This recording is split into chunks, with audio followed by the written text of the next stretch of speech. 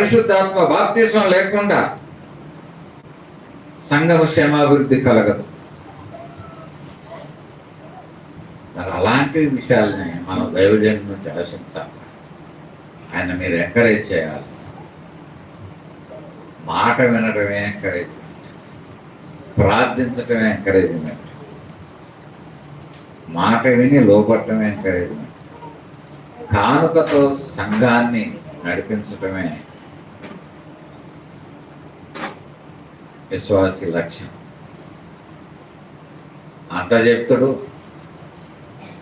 ఆర్థికంగా నష్టపోతాడు. వీళ్ళారా మీ బాధ్యత ఎక్కువ ఉందని నేను చెప్తాను.